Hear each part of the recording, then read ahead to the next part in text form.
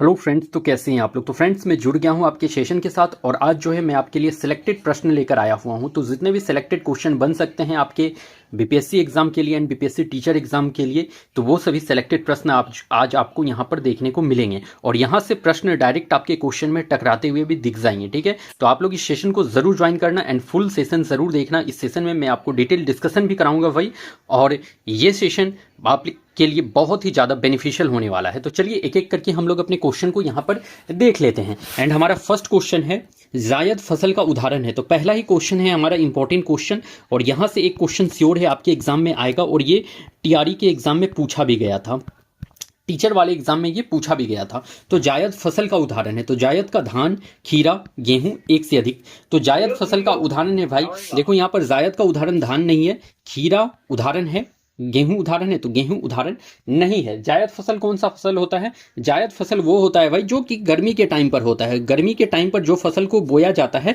उसे जायद फसल कहते हैं। जायद फसल को बोया कब जाता है? तो मार्च अप्रैल के टाइम पर जो है जायद फसल को बोया जाता है। मार्च अप्रैल के टाइम पर जो है जायद फसल को बोया जाता है। और जायद फसल को काटा कब जाता है? तो मई जून में काटा जाता है। मई जून में जो है जायद फसल को काटा जाता है, इसकी कटाई करी जाती है मई जून में। जायद फसल के उदाहरण एग्जाम्पल याद रखना बेहद इंपॉर्टेंट होता है। तो जितने भी गर्मी के टाइम पर जो फसल होते हैं वो जायद फसल के एग्जाम्पल हैं। जैसे कि आप लोग ले लो खीरा, ककड़ी, खीरा ले लो, ककड़ी ले लो, खरबूज, तरबूज, ये सभी क्या है? तो जायद फसल के भाई उदाहरण है, जायद फसल के उदाहरण है। तो जितने भी गर्मी के टाइम पर जो आपके फसल होते हैं वो सभी जायद फसल के उदाहरण हो जाते हैं। खीरा, ककड़ी, खरबूज, तरबूज एक्सेट्रा, ये सब क्या है? तो जायद फसल के उदाहरण हो जाते हैं, याद रख लीजिएगा। अब याद रख लो भाई एक खरीफ फसल, मैं यहां पर खरीफ के बारे में भी बता देता हूं आपको। खरीफ फसल कब होता है? तो खरीफ फसल जो है बरसात के टाइम पे होने वाले फसल को खरीफ फसल कहा जाता है।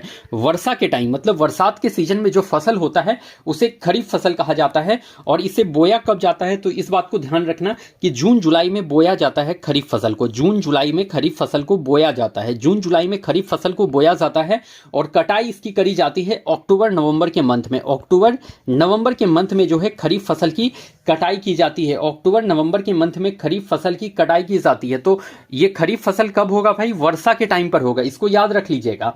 तो धान, मूंगफली, ये सभी क्या हो जाते हैं? ये सब खरीफ फसल के उदाहरण हैं। धान, मूंगफली, ये सब क्या भाई? ये सब एक्सेट्रा, ये सब क्या है? तो खरीफ फसल के उदाहरण है, याद रख लीजिएगा आप लोग।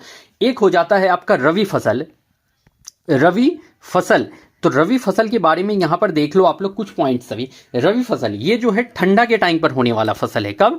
तो ठंडा के टाइम पर होने वाला फसल को रवि फसल कहा जाता है। ठंडा के टाइम पर यह फसल होता है, ध्यान में रखिएगा।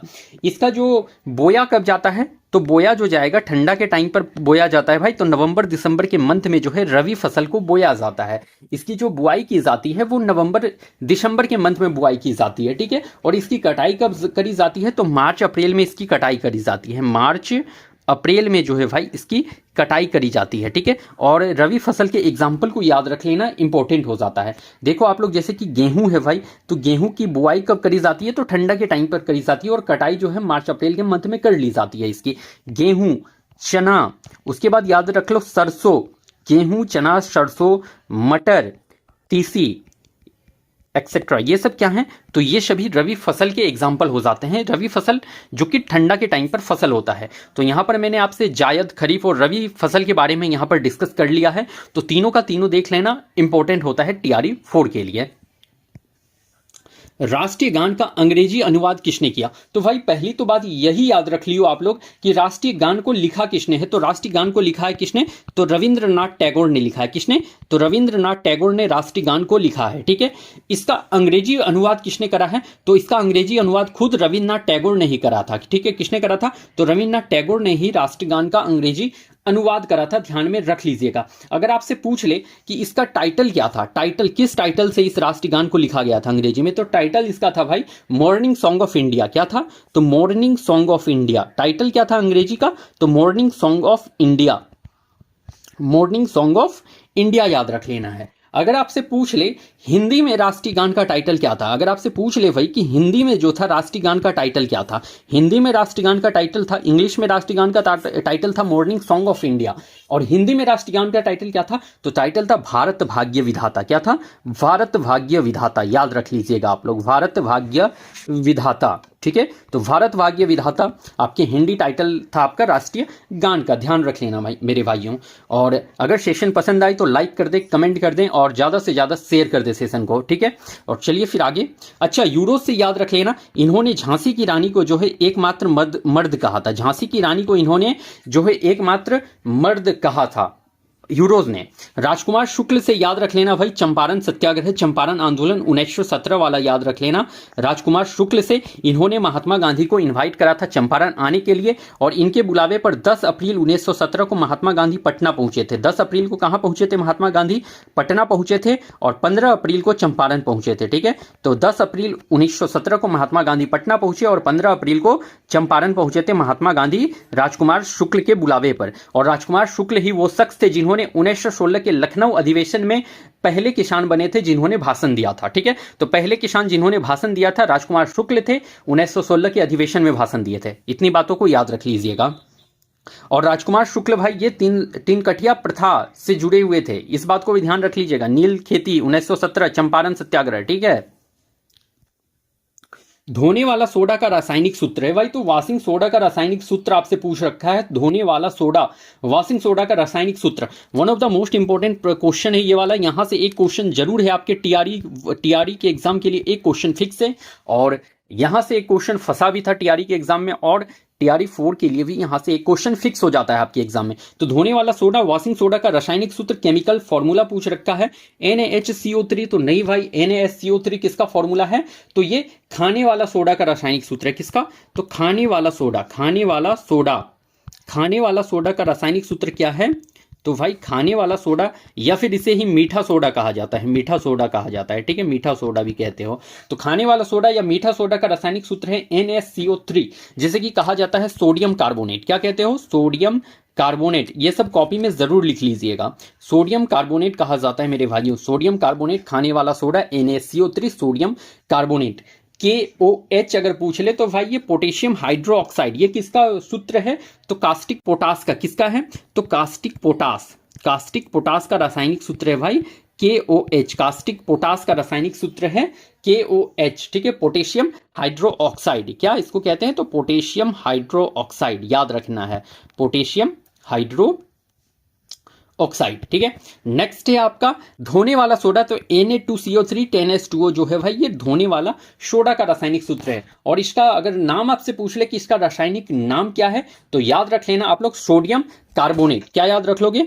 सोडियम कार्बोनेट, इसका नाम याद रख लेना है आपको, सोडियम कार्बोनेट, ठीक है। तो सोडियम कार्बोनेट इसका नाम याद रख लीजिएगा। और NaOH अगर आपसे पूछ ले तो NaOH होता है आपका सोडियम हाइड्रोक्साइड का फॉर्मूला, ठीक है। सोडियम हाइड्रोक्साइड का रासायनिक फॉर्मूला आपका होता है NaOH, ठीक है। तो भाई याद रख लेना NaHCO3 किसका है? तो खाने वाला सोडा या मीठा सोडा का है, जिसे कि सोडियम कार्बोनेट, नहीं यार सोडियम बाइकार्बोनेट कहते हैं। यहाँ सोडियम कार्बोनेट मैंने लिख दिया था मिस्टेक से, सॉरी उसके लिए। सोडियम बाइकार्बोनेट होता है, ठीक है। और KOH का होता है कास्टिक पोटास, पोटेशियम हाइड्रोक्साइड कहते हैं। और धोने वाला सोडा जो वॉशिंग सोडा होता है उसका रासायनिक सूत्र Na2CO3 10H2O है, जिसे सोडियम कार्बोनेट कहा जाता है। ध्यान में रख लियो आप लोग। बिहार में चाय की खेती सर्वाधिक कहाँ होती है? तो बिहार में चाय की खेती अगर पूछ ले तो चाय की खेती बिहार में तो रोहतास में धान की खेती करी जाती है, one of the most important topic. यहां से एक प्रश्न श्योर है आपके टीआरई के लिए, यहां से एक क्वेश्चन फंसेगा टीआरई में, लिख के दे देता हूं, टीआरई में एक प्रश्न यहां से फंसेगा, 100% फंसेगा। पश्चिमी चंपारण में तो भाई यहां से जो जहां तक मुझे याद है यहां पर जो है ये गन्ना की खेती करी जाती है पश्चिमी चंपारण में, गन्ना की खेती पश्चिमी चंपारण में की जाती है, ठीक है। और क्षेत्रफल के हिसाब से सबसे बड़ा जिला है, क्षेत्रफल के हिसाब से, ठीक है। तो अकॉर्डिंग टू एरिया जो है सबसे बड़ा डिस्ट्रिक्ट है भाई, क्षेत्रफल के अनुसार, ठीक है। सबसे बड़ा जिला एरिया के अकॉर्डिंग, ठीक है। तो क्षेत्रफल के अनुसार सबसे बड़ा जिला है आपका पश्चिमी चंपारण, याद रख लीजिएगा। चाय की खेती सर्वाधिक जो है किशनगंज में करी जाती है, और किशनगंज में भी एक जगह का नाम याद रख लीजिएगा, ठाकुरगंज। किशनगंज में भी जो है सर्वप्रथम जो है ठाकुरगंज में जो है चाय की खेती की गई थी। चाय की खेती किशनगंज के ठाकुरगंज में सबसे पहले की गई थी। और पूर्णिया में भी चाय की खेती करी जाती है, इसको भी ध्यान में रखेंगे। बट यहाँ सर्वाधिक पूछ रखा है सबसे ज्यादा खेती कहाँ होता है चाय का, तो चाय की बगानी की जाती है किशनगंज में सबसे ज्यादा। एक्चुअली जो देखो पूर्णिया में भी बिहार में करा जाता है, बट सबसे ज्यादा पूछ रखा था इसलिए किशनगंज। अगर सर्वाधिक नहीं पूछा होता तो किशनगंज और पूर्णिया दोनों के साथ जाते आप लोग, ठीक है। अच्छा, चाय की खेती अगर आपके पूरे देश के लेवल पे पूछा जाए तो असम में सबसे ज्यादा होता है, ठीक है। असम में चाय की खेती सबसे ज्यादा होती है। और देखो भारत जो है सबसे बड़ा निर्यातक है चाय का, भारत सबसे बड़ा निर्यातक, चाय का सबसे बड़ा निर्यातक है भारत, ठीक है। तो चाय का सबसे बड़ा निर्यातक है भारत देश, ठीक है। तो भारत जो है सबसे बड़ा निर्यातक, फर्स्ट रैंक पे आता है भारत निर्यात में के मामले पे चाय का, ठीक है। सुनहरा रेशा कहा जाता है, तो सुनहरा रेशा भाई ये कपास को कहते हैं, जूट को कहते हैं, गरहुल को कहते हैं, कोई नहीं। तो सुनहरा रेशा जो कहा जाता है वो जूट को कहा जाता है। सुनहरा रेशा, गोल्डन फाइबर जिसे कहते हो, तो वो जूट को कहते हैं। और देखो बांग्लादेश जो है जूट जो है सबसे ज्यादा टॉप पे है बांग्लादेश आपका। बांग्लादेश क्या है, तो फर्स्ट नंबर पे आपका जूट का खेती बांग्लादेश में होता है। और सेकेंड नंबर में आपके इंडिया में जूट की खेती की जाती है। तो इंडिया सेकेंड नंबर पे है, फर्स्ट नंबर पे बांग्लादेश है, जूट सबसे ज्यादा बांग्लादेश में, और सेकेंड नंबर पे भारत आता है हमारा, ठीक है। बिहार में भी जूट की खेती करी जाती है, बिहार में भी जूट की खेती, लेकिन टॉप में अगर बिहार में पूछ ले तो पूर्णिया में सबसे ज्यादा जूट की खेती की जाती है, ठीक है। अगर बिहार में पूछ ले तो पूर्णिया, बिहार में अगर पूछ ले कि जूट की खेती कहां सबसे अधिक, तो पूर्णिया में की जाती है। और अगर देश में पूछ ले सबसे ज्यादा जूट की खेती तो बांग्लादेश में की जाती है। और अगर पूछ ले कि भारत के किस राज्य में सबसे अधिक जूट की खेती की जाती है, तो वेस्ट बंगाल याद रख लीजिएगा, भारत में, ठीक है। तो भारत में क्या, तो वेस्ट बंगाल, वेस्ट बंगाल भारत में, वेस्ट बंगाल वो स्टेट है जहां पर जूट की खेती सबसे ज्यादा की जाती है। तो वेस्ट बंगाल जो है भारत में सब फर्स्ट रैंक पे आता है, ध्यान में रख लीजिएगा। और बिहार में पूछ ले तो पूर्णिया फर्स्ट रैंक पे आता है। और पूरे देश के लेवल पे पूछ ले तो बांग्लादेश फर्स्ट नंबर पे आता है। और सुनहरा के रेशा, गोल्डन फाइबर जो है आपके जूट को कहा जाता है, ठीक है। कपास का याद रख लेना भाई, इसे रजत रेशा या सिल्वर फाइबर कहा जाता है, ठीक है। तो रजत रेशा अगर पूछ ले आपसे कि रजत रेशा किसे कहते हो, तो कपास को रजत रेशा या सिल्वर फाइबर कहा जाता है, ध्यान में रख लेने वाली बात है, ठीक है। जल में घुलनशील विटामिन है, तो भाई वाटर सोल्यूबल पूछ रखा है आपसे यहां पर कि वाटर सोल्यूबल विटामिन कौन सा है, तो इंपॉर्टेंट हो जाता है, मे भी एक क्वेश्चन यहां से पूछ सकता है। विटामिन से एक प्रश्न पूछे जाते हैं, तो आई होप कि टीआरई 4 में जो है विटामिन से अगर प्रश्न पूछे तो ये भी दे सकता है आपका, ठीक है। तो वाटर में सोल्यूबल विटामिन कौन सा है, vitamin A, vitamin C, vitamin B या एक से अधिक। तो भाई देख लो यहां पर जल में घुलनशील विटामिन जो है आपके विटामिन सी भी है और विटामिन बी है, मतलब कि एक से अधिक, यहां पर डी इज करेक्ट आंसर, ठीक है। तो डी यहां करेक्ट होगा। जल में घुलनशील विटामिन विटामिन बी और सी है, बस विटामिन बी और सी ही है वो विटामिन जो जल में घुलनशील है। अगर आपसे पूछ ले कि वसा में घुलनशील विटामिन कौन सा है, बताओ तो। वसा में घुलनशील फैट सोल्यूबल विटामिन कौन सा है भाई, तो फैट सोल्यूबल वसा में घुलनशील विटामिन कौन सा है, फैट सोल्यूबल। तो देखो जितने भी ए डी ई के याद रख लेना, ए डी ई के, इसको एक ट्रिक बता देता हूं, कीड़ा से याद रख लेना, कीड़ा, ठीक है। तो कीड़ा, कीड़ा से याद रख लेना, ए डी ई के वसा में घुलनशील विटामिन है, कीड़ा से याद रख लेना, ए डी ई के ऐसे याद रख लेना कीड़ा से आप लोग। तो ए डी ई के विटामिन जो है, कीड़ा एक विटामिन है जो कि आपके वसा में घुलनशील विटामिन है। और जितने भी वसा में घुलनशील विटामिन है वो सारे स्टोर कहां पर होते हैं, तो लीवर में स्टोर होते हैं। जितने भी वसा में घुलनशील विटामिन है वो सभी लीवर में स्टोर होते हैं, यकृत में स्टोर होते हैं, इस बात को ध्यान में रखिएगा, यकृत में स्टोर होते हैं। इंपॉर्टेंट बात है, लिख लीजिएगा अभी कॉपी में आप लोग। विटामिन ए को रेटिनोल कहा जाता है भाई, और इसकी कमी से जो है दो डिजीज याद रख लेना है, एक तो याद रख लीजिएगा रतौंधी और एक याद रख लीजिएगा जेरोफ्थेल्मिया। तो विटामिन ए की कमी से दो रोग जीरोफ्थेल्मिया और रतौंधी याद रख लेना है आपको, ठीक है। भारत का मैनचेस्टर कहा जाता है, तो भारत का मैनचेस्टर गुजरात को नहीं भाई, जयपुर तो नहीं, ये तो जयपुर को तो पिंक सिटी कहा जाता है, गुलाबी शहर, पिंक सिटी जयपुर को कहा जाता है। भारत का मैनचेस्टर अगर पूछ ले आपसे तो भारत का मैनचेस्टर कहते हैं आपको किसको, तो भारत का मैनचेस्टर भाई ये किसको, अहमदाबाद को कहा जाता है भारत का मैनचेस्टर। भारत का मैनचेस्टर किसे कहते हैं, तो भारत का मैनचेस्टर जो है अहमदाबाद को कहा जाता है। और देखो बिहार का मैनचेस्टर अगर पूछ ले कि बिहार का मैनचेस्टर कौन सा है, बता दो आप लोग, मैं आपको 1 सेकंड का टाइम दे रहा हूं, बताओ तो आप लोग बिहार का मैनचेस्टर कौन सा है, बिहार का मैनचेस्टर कौन सा है, बताओ भाई, बिहार का मैनचेस्टर आप लोग बता दो कौन सा है। तो बिहार का मैनचेस्टर जो है गया है, गया का मानपुर, गया का मानपुर जो है बिहार का मैनचेस्टर है, ठीक है। तो गया का मानपुर जो है बिहार का मैनचेस्टर है भाई, याद रख लेना आप लोग, ठीक है। तो बिहार गया का मानपुर जो है बिहार का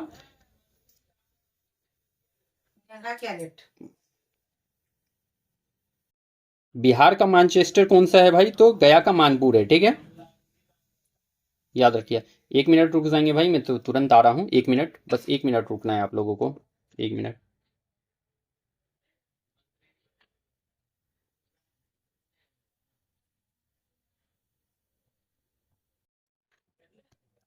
चलिए फिर नेक्स्ट क्वेश्चन में। भारत में कितने रामसर स्थल हैं? तो भाई 75 हैं, 84 है, नहीं 86 है, नहीं कोई नहीं यहाँ पर करेक्ट आंसर होगा। Option number D is correct, ठीक है।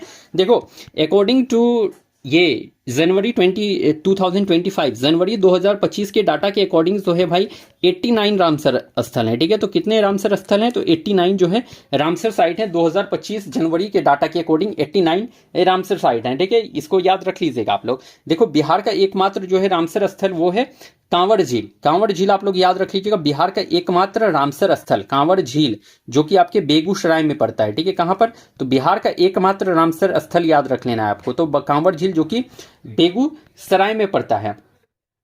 देखो इसमें मेनली रामसर स्थल में होता क्या है, तो भाई देखो इसमें आर्द्र भूमि की संरक्षण की बात करी जाती है, ठीक है। तो आर्द्र भूमि के संरक्षण का बात करा जाता है, आर्द्र भूमि के संरक्षण का बात की जाती है, आर्द्र भूमि के संरक्षण, ठीक है। तो आर्द्र भूमि के संरक्षण के लिए जो है रामसर स्थल की बात कही गई थी। और रामसर प्रोटोकॉल जो है भाई वो 1971 में आया था, ठीक है। तो 1971 में रामसर प्रोटोकॉल आया था, ये आर्द्र भूमि के संरक्षण के लिए आया था। और रामसर क्या है? तो रामसर एक ईरान का एक जगह है रामसर, ठीक है। तो ईरान का एक जगह है रामसर, इसको भी याद रख लीजिएगा। ईरान की एक जगह का नाम है रामसर, इसको याद जरूर रख लेना है। और जो है रामसर प्रोटोकॉल जो है 1971 में आया था और आर्द्र भूमि संरक्षण के लिए आया था, ध्यान में रख लेना है आप लोगों को।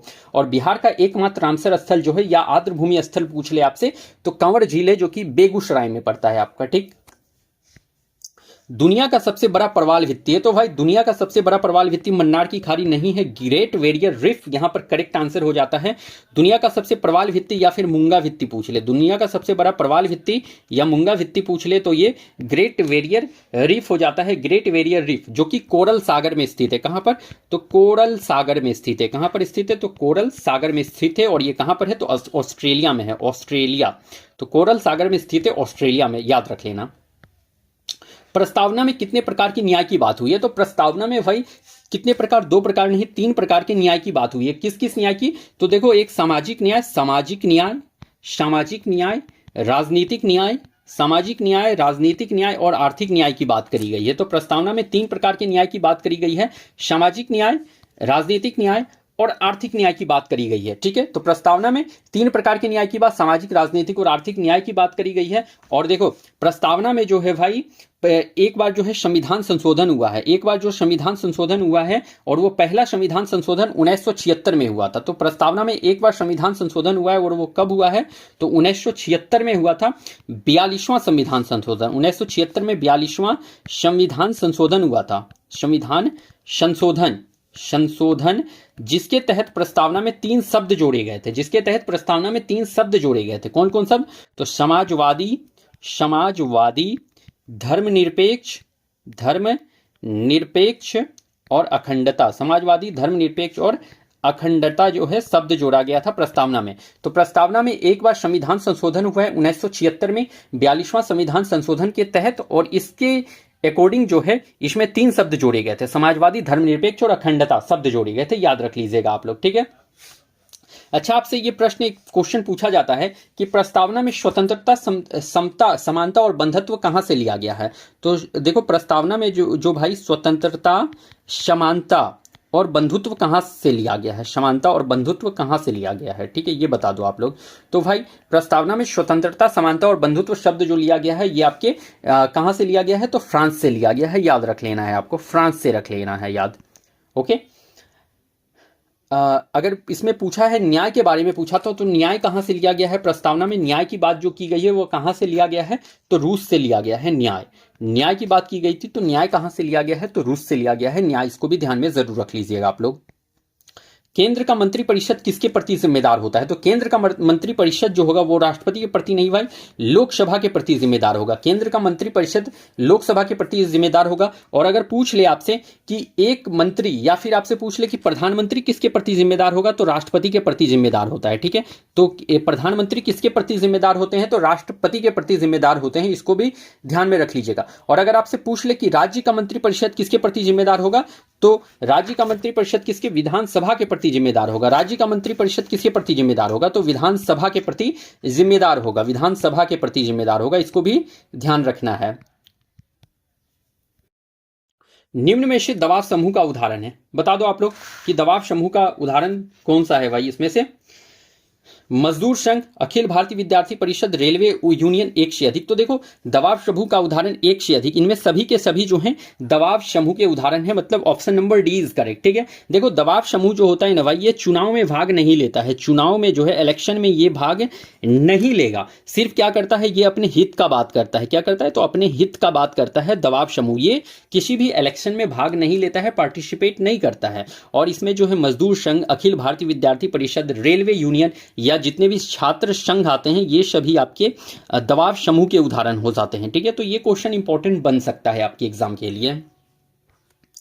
पंचायती राज में कितने विषय हैं? तो भाई पंचायती राज में विषय पूछ रखा है ना, तो पंचायती राज में 18 नहीं 29 विषय हैं। पंचायती राज में 29 विषय हैं। और पंचायत का गठन कितने आर्टिकल में आता है? तो आर्टिकल 40 में पंचायत का गठन है। और इसका किस संविधान संशोधन? तो 73वां संविधान संशोधन, 73वां संविधान संशोधन 1992 के तहत, 1992 के तहत क्या किया था? तो पंचायत का गठन किया गया था, पंचायत का गठन किया गया था। ठीक है, तो 73वां संविधान संशोधन 1992 के तहत जो है पंचायत का गठन करा गया था। और इसमें 29 विषय हैं, आर्टिकल 40 में आता है। ठीक है, उसके बाद अगर भाई पूछ ले आपसे कि 18 के से याद रख लेना कि आपके जो नगर निगम होते हैं, नगर निगम में 18 विषय होता है। कितना? तो नगर निगम में 18 विषय होता है। और नगर निगम को जो है इसे जोड़ा गया था 74वां संविधान संशोधन, 74वां संविधान संशोधन 1992 के तहत। ठीक है, तो 1992 के तहत तो नगर निगम को 74वां संविधान संशोधन 1992 के तहत जोड़ा गया था, इसको याद रख लीजिएगा। अच्छा, अगर पूछ ले आपसे कि 73वां और 74वां संविधान संशोधन के समय प्रधानमंत्री कौन थे? तो पीवी नरसिम्हा राव को याद रख लीजिएगा, पीवी नरसिम्हा राव, पीवी नरसिम्हा राव को याद रख लीजिएगा, नरसिम्हा राव। अगर आपसे पूछ ले कि 73वां और 74वां संविधान संशोधन के समय भारत के प्रधानमंत्री कौन थे? तो प्रधानमंत्री थे पीवी नरसिम्हा राव, इसको ध्यान में जरूर रख लेना है।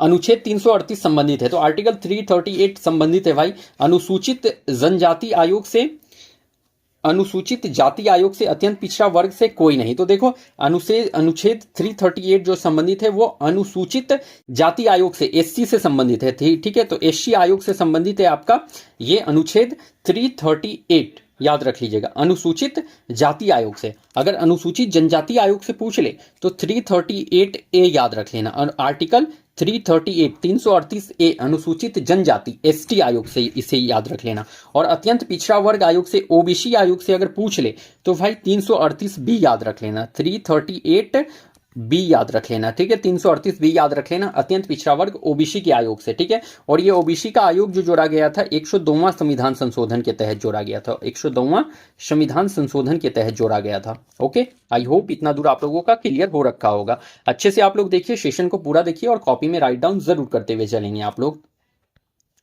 दिल्ली का लाल किला किसने बनवाया? तो भाई देख लो दिल्ली का लाल किला किसने बनाया? तो दिल्ली का लाल किला, तो लाल किला तो सबको पता होगा जहांगीर नहीं भाई, शाहजहां ने बनवा रखा था दिल्ली का लाल किला। और इन्होंने ही ताजमहल जो है शाहजहां ने बनवाया था अपनी पत्नी के याद में। ठीक है, अपनी बेगम की याद में इन्होंने ताजमहल का भी निर्माण कराया था, ये भी याद रख लीजिएगा आप लोग। और दिल्ली का लाल किला किसने बनवाया? तो दिल्ली का लाल किला शाहजहां ने बनवाया था। और शाहजहां के बचपन का नाम क्या था भाई? तो खुर्रम था, शाहजहां के बचपन का नाम खुर्रम था, इसको भी याद जरूर रख लेंगे। अगर आपसे पूछ ले कि दिल्ली का जामा मस्जिद किसने बनाया, तो ये भी शाहजहां ने बनाया था। दिल्ली का जामा मस्जिद किसने बनवाया? तो दिल्ली का जामा मस्जिद भी शाहजहां ने बनवाया था, इसको भी याद रख लीजिएगा। शाहजहां ने दिल्ली को राजधानी बनाया था, शाहजहां ने क्या किया था?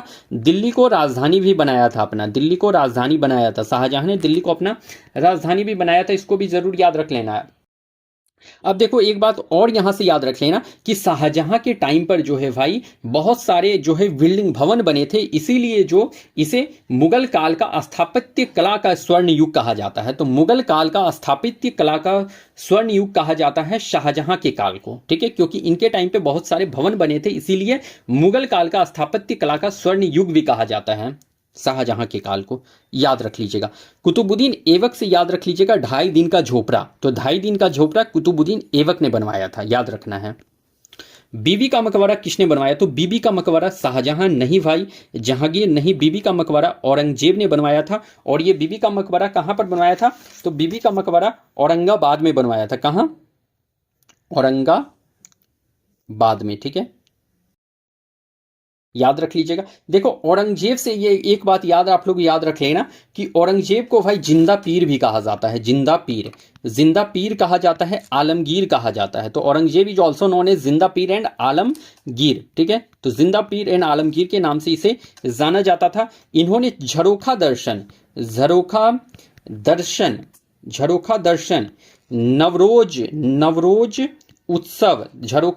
नवरोज उत्सव और भांग की खेती पर रोक लगाई थी, ठीक है। तो भांग की खेती पर रोक लगाई थी। तो झरोखा दर्शन, नवरोज उत्सव और भांग की खेती पर रोक लगाई थी औरंगजेब ने। बीबी का मकबरा बनाया औरंगजेब ने। और सबसे ज्यादा हिंदू मनसबदार इन्हीं के टाइम पर थे। तो सबसे ज्यादा हिंदू मनसबदार आपसे पूछ लेगा कि सबसे ज्यादा हिंदू मनसबदार किसके टाइम पर थे? तो औरंगजेब के टाइम पर थे, ठीक है।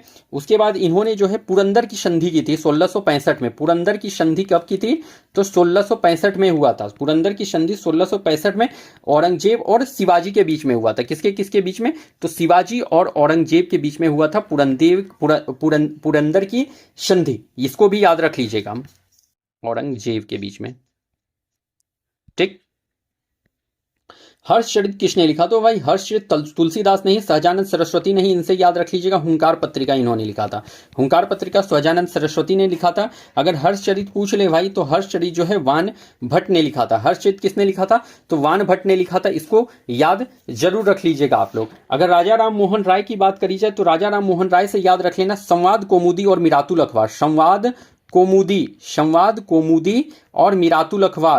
कौमुदी और मिरातुल अखबार राजा राम मोहन राय से याद रखना है। संवाद कौमुदी और मिरातुल अखबार, ठीक है, राजा राम मोहन राय से। संवाद कौमुदी कब लिखा था? तो 1821 में इसका प्रकाशन किया गया था। और मिरातुल अखबार का प्रकाशन 1822 में करा गया था। 1821 में संवाद कौमुदी और मिरातुल अखबार 1822 में। संवाद कौमुदी जो लिखा जाता था वो बंगाली भाषा में लिखा जाता था भाई। संवाद कौमुदी बंगाली भाषा में और मिरातुल अखबार जो लिखा जाता था वो फारसी भाषा में लिखा जाता था, फारसी भाषा में, ठीक है। और ये क्वेश्चन यहाँ पे इंपॉर्टेंट बन जाता है क्योंकि एक तो मैगजीन से, बुक से, इससे क्वेश्चन जरूर देता है। तो श्योर है कि एक क्वेश्चन टीआरई 4 के लिए यहां से फिक्स हो जाता है।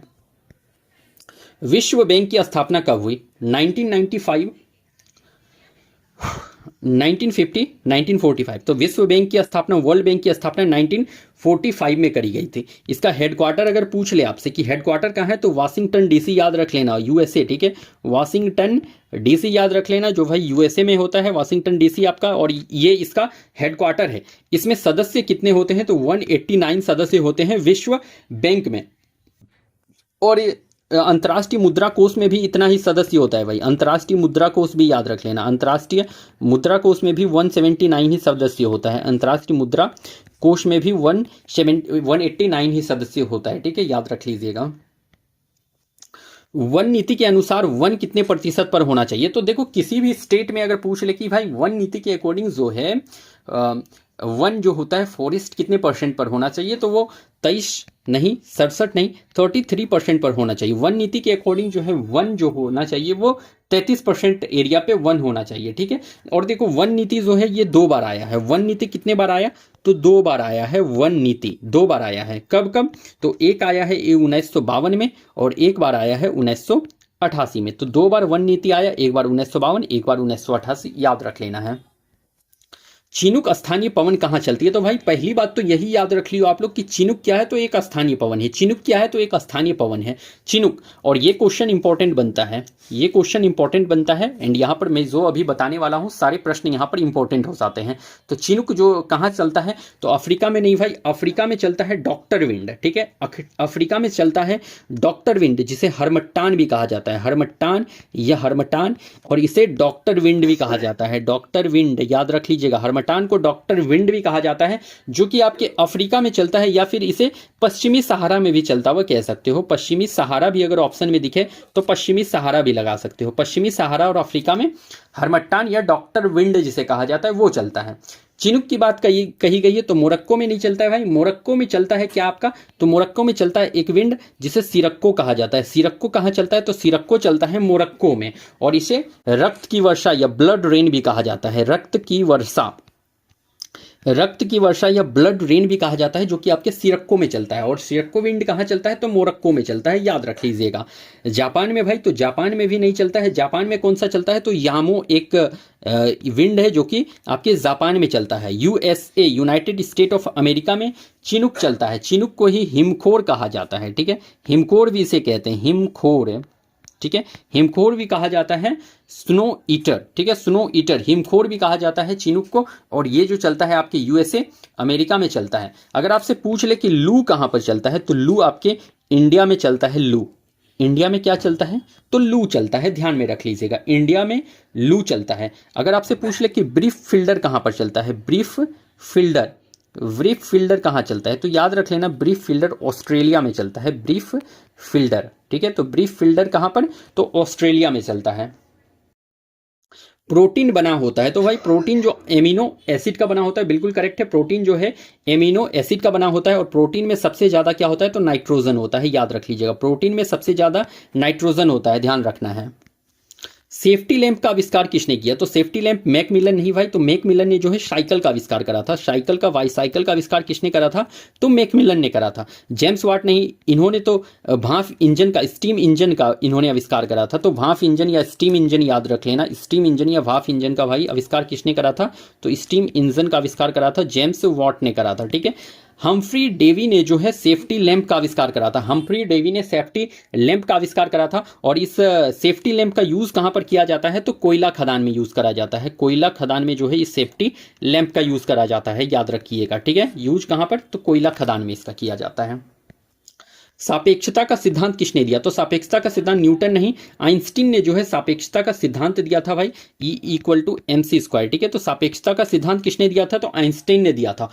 और एक सिद्धांत इनसे याद रख लेना, इन्होंने दो सिद्धांत टोटल दिया है, ठीक है। दो सिद्धांत इनसे याद रख लेना है, एक तो सापेक्षता का सिद्धांत, और एक याद रख लेना फोटो इलेक्ट्रिक इफेक्ट, ठीक है। या फिर कह सकते हो प्रकाश विद्युत प्रभाव का सिद्धांत, ठीक है। तो फोटो इलेक्ट्रिक इफेक्ट सिद्धांत जो था, फोटो इलेक्ट्रिक इफेक्ट प्रकाश विद्युत प्रभाव का सिद्धांत इन्होंने ही दिया था, आपके आइंस्टीन ने। और इसी फोटो इलेक्ट्रिक इफेक्ट के लिए, प्रकाश विद्युत प्रभाव के सिद्धांत के लिए इन्हें जो है नोबेल प्राइज भी दिया गया है। नोबेल प्राइज भी दिया गया है, नोबेल प्राइज। ये क्वेश्चन आपसे पूछा जाएगा कि आइंस्टीन को नोबेल प्राइज किस सिद्धांत के लिए दिया गया था? तो प्रकाश विद्युत प्रभाव के सिद्धांत के लिए आइंस्टीन को नोबेल प्राइज दिया गया है। क्वेश्चन जरूर पूछा जाएगा इस तरह से कि आइंस्टीन को नोबेल प्राइज किस सिद्धांत के लिए दिया गया था? तो फोटो इलेक्ट्रिक इफेक्ट प्रकाश विद्युत प्रभाव सिद्धांत के लिए जो है आइंस्टीन को नोबेल प्राइज दिया गया था। ध्यान में रख लीजिएगा, दिमाग में सेट करके रख लेना भैया भी। मंडल कमीशन के कारण ओबीसी को 27% आरक्षण मिला। तो पहली बात याद रख लेना कि मंडल कमीशन के वजह से ही ओबीसी को 27% आरक्षण मिला है। पहली बात यही याद रख लेना कि किसके वजह से? तो मंडल कमीशन के वजह से ओबीसी को 27% आरक्षण मिला है, ठीक है। आरक्षण किसकी वजह से? तो मंडल कमीशन 27%। इस समय किसकी सरकार थी? ये पूछ रखा है आपसे कि मंडल कमीशन के समय जब ओबीसी को 27% आरक्षण मिला तो उस समय किसकी सरकार थी, ठीक है। तो गवर्नमेंट जो था वो जनता दल का था, संयुक्त मोर्चा का था, भारतीय जनता पार्टी का था, या किसी का नहीं था? तो देखो भाई, उस टाइम जो सरकार था वो जनता दल का सरकार था। जब इसको आरक्षण मिला तो उस समय जो है जनता दल का सरकार था। लेकिन जब ये लागू हुआ, जब लागू हुआ ये कानून, तो उस समय जो है संयुक्त मोर्चा का सरकार था। ठीक है, तो आपसे दो तरह से क्वेश्चन पूछ लेगा कि किसके सरकार के समय मिला, तो जनता दल के सरकार के समय ये आरक्षण उनको मिला था, लेकिन लागू कब से हुआ, तो लागू संयुक्त मोर्चा के सरकार के टाइम से हुआ है। ठीक। नाइट्रोजनस वेस्ट में सबसे जहरीला होता है, तो नाइट्रोजीनियस वेस्ट में भाई अगर सबसे जहरीला आपसे पूछ ले तो यूरिक एसिड नहीं भाई, यूरिक एसिड तो सबसे कम जहरीला होता है। ठीक है, तो सबसे कम जहरीला यूरिक एसिड होता है। नाइट्रोजीनियस वेस्ट में सबसे कम जहरीला यूरिक एसिड, और सबसे ज्यादा पूछ ले तो अमोनिया हो जाता है, सबसे ज्यादा जहरीला अमोनिया, याद रख लेना। खैरा रोग किसकी कमी से होता है, तो पहली बात याद रख लीजिए, जो खैरा रोग होता है भाई ये धान में होता है। पहली बात तो यही याद रख लेना कि धान में जो होता है खैरा रोग होता है। किसकी कमी से, तो आयरन से। तो आयरन की कमी से तो भाई ये देखो, ये तो एक ह्यूमन डिजीज है। आयरन की कमी से एक ह्यूमन डिजीज होता है जिसे कहते हो अनीमिया। ठीक है, अनीमिया कहते हो, ह्यूमन डिजीज है जिसमें कि खून की कमी हो जाती है आदमी में। ठीक है, तो अनीमिया, आयरन की कमी से अनीमिया हो जाती है, खून की कमी हो जाती है। तो ये तो एक मनुष्य में होने वाला रोग है भाई। और खैरा तो एक क्या कहते हैं वो, देखो आपका प्लांट डिजीज है, धान में हो रहा है। मरकरी से याद रख लेना आप लोग, मरकरी से एक डिजीज हो जाता है आपके, जो कि जापान में होता है, जापान में, जिसे कहते हो मीना माता। कौन सा, तो मीना माता डिजीज जो है मरकरी से होता है, मीना माता डिजीज जो कि मरकरी से होता है, और ये सबसे पहले जापान में हुआ था। ठीक है, एक याद रख लेना, कैडमियम से itai itai itai itai itai itai या आउच आउच भी कहते हैं इसे, तो ये कैडमियम के ज्यादा होने से होने वाला डिजीज है। खैरा रोग पूछा है, तो खैरा रोग भाई ये जिंक की कमी से होता है, खैरा रोग धान में जिंक की कमी से होता है। ठीक है, नेक्स्ट, पौधे की कोशिका भित्ति बनी होती है, तो ये भाई प्रोटीन से नहीं, सेलुलोज से जो है पौधे की कोशिका भित्ति बनी होती है, ध्यान में रख लीजिएगा। देखो कोशिका भित्ति जो है, कोशिका भित्ति मात्र 3 में पाया जाता है। ठीक है, कोशिका भित्ति मात्र 3 में पाया जाता है, इस बात को भी ध्यान रख लीजिएगा। कोशिका भित्ति जो सेल वाल होता है वो मात्र 3 में पाया जाता है, शेल वाल। ठीक है, अब मैं यहां बता देता हूं किसमें पाया जाता है। पहले तो याद रख लेना कि प्लांट में, प्लांट का जो सेल वाल बना होता है वो सेलुलोज का बना होता है, सेलुलोज का, पौधे का सेल वाल सेलुलोज का बना होता है। दूसरा किसमें पाया जाता है सेल वाल, तो दूसरा सेल वाल पाया जाता है फंगी में। ठीक है, तो फंगी में सेल वाल पाया जाता है भाई, और इसका जो सेल वाल बना होता है वो काइटिन का बना होता है, काइटिन का बना होता है। फंगी का सेल वाल काइटिन का बना होता है। और थर्ड याद रख लेना आप लोग, बैक्टीरिया, बैक्टीरिया में भी सेल वाल पाया जाता है, और बैक्टीरिया का जो सेल वाल बना होता है वो पेप्टिडो ग्लाइकेन का बना होता है। किसका, पेप्टिडो ग्लाइकेन का बना होता है, ग्लाइकेन का बना होता है आपका बैक्टीरिया का सेल वाल। ठीक है, स्वदेश बांधव समिति की स्थापना किसने की, तो देखो स्वदेश बांधव समिति राजा राम मोहन राय नहीं भाई, सुरेंद्र नाथ बनर्जी, तो नहीं भाई सुरेंद्र नाथ बनर्जी ने भी नहीं करी है इसकी स्थापना। तो करा किसने है बताओ आप लोग, तो देखो स्वदेश बांधव समिति की स्थापना किसने, अश्विनी कुमार, ये डेट हो गया दत्त ने, तो अश्विनी कुमार दत्त ने स्वदेश बांधव समिति की स्थापना करी। और कब करी है, तो अगस्त 1905, अगस्त 1905 में। डेट याद रख लीजिएगा, मंथ के साथ डेट याद रखिएगा, क्वेश्चन जरूर पूछा जा सकता है। इसको देखो ये मैं घेर देता हूं इसे। ठीक है, तो मंथ के साथ डेट याद रखना है। अगस्त 1905 में स्वदेश बांधव समिति की स्थापना अश्विनी कुमार दत्त के द्वारा की गई थी। ठीक है, और इसका उद्देश्य क्या था, तो भाई इसका उद्देश्य था कि स्वदेशी अपनाओ और विदेशी का बहिष्कार करना, मेन इसका उद्देश्य यही था। ठीक है, इसको याद रख लीजिएगा आप लोग।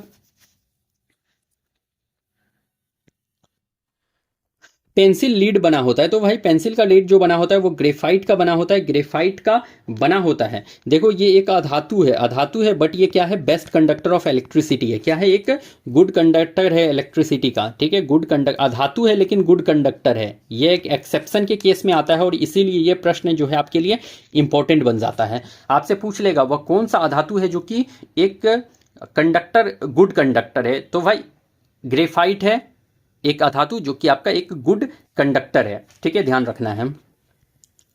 बिहार का कुल साक्षरता दर है, इंपॉर्टेंट प्रश्न है ये वाला, इंपॉर्टेंट क्वेश्चन है। बिहार का कुल साक्षरता दर अगर पूछ ले तो 51.5 नहीं भाई, 71.2 नहीं, 61.8% जो है बिहार का कुल साक्षरता दर है। देखो ये 2011 की जनगणना, 2011 के सेंसस के अकॉर्डिंग ये मैं बता रहा हूं। ठीक है, तो ये बिहार का कुल साक्षरता दर 61.8% है। अगर महिला इसमें पूछ ले तो फीमेल जो है 51.5% है, फीमेल 51.5% है, और 71.2% जो है मेल हो जाते हैं। ठीक है, राज्यसभा सदस्य बनने की न्यूनतम आयु, तो राज्यसभा सदस्य बनने का न्यूनतम आयु भाई 25 ईयर्स नहीं, ये तो लोकसभा का सदस्य बनने का न्यूनतम आयु है ना। लोकसभा का सदस्य हो चाहे आपके विधानसभा का सदस्य हो, विधानसभा का सदस्य हो, इसकी बनने की आयु क्या है, तो 25 ईयर्स है। 30 ईयर्स पूछ ले तो राज्यसभा 30 ईयर्स पूछा है ना, तो राज्यसभा का सदस्य बनने का आयु जो है 30 ईयर्स है। और अगर विधान परिषद का भी पूछ लेता, विधान परिषद का भी पूछ लेता, तो विधान परिषद का भी आयु कितना, तो 30 ईयर ही हो जाता है, याद रख लीजिएगा आप लोग। 35 ईयर जो है राष्ट्रपति बनने का आयु 35 ईयर है, राष्ट्रपति बनने का आयु 35 ईयर।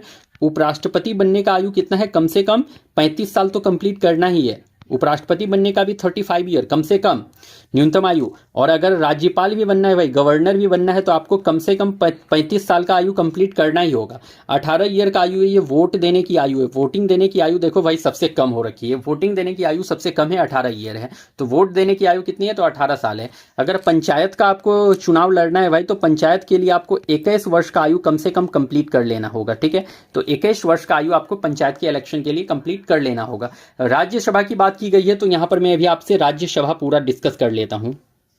राज्यसभा, तो भाई राज्यसभा आपसे अगर पूछ ले कि कितने आर्टिकल में आता है, तो 81 नंबर के आर्टिकल 81 में राज्यसभा है। राज्यसभा जो है अस्थाई सदन है, ये कभी भी भंग नहीं हो सकता। अस्थाई सदन, अस्थाई सदन क्यों है, क्योंकि ये कभी भी भंग नहीं हो सकता है, कभी भंग नहीं किया जा सकता है इसे। राज्यसभा को भाई उच्च सदन भी कहा जाता है, उच्च सदन भी कहा जाता है राज्यसभा को। इसमें देखो राज्यसभा में आपका कितने साल का होता है, तो ये 6 वर्ष का होता है कार्यकाल। राज्यसभा का कार्यकाल 6 वर्ष का होता है। लेकिन आपसे वहीं पे पूछ ले कि सदस्य का कार्यकाल कितने वर्ष का होगा, सदस्य का कार्यकाल, तो सदस्य का कार्यकाल भाई 2 वर्ष का होता है। राज्यसभा का कार्यकाल तो 6 वर्ष चलता है, लेकिन उसमें जो सदस्य होते हैं, मेंबर होते हैं, उसका कार्यकाल 2 साल का होता है मात्र, याद रखना है आपको। इसके सभापति कौन है, तो होते हैं राज्यसभा के सभापति कौन होते हैं, तो सभापति होते हैं उपराष्ट्रपति होते हैं। सभापति, राज्यसभा का सभापति कौन होता है, तो उपराष्ट्रपति होते हैं, वाइस प्रेसिडेंट होते हैं। और कल भी मैंने बताया था कि आर्टिकल 64 में इस बात को कहा गया है, आर्टिकल 64 में इस बात को कहा गया है कि भारत का एक उपराष्ट्रपति होगा जो कि राज्यसभा का सभापति होगा, ये आर्टिकल 64 में कहा गया है। और भारत का एक उपराष्ट्रपति होगा, ये आर्टिकल 63 में कहा गया है।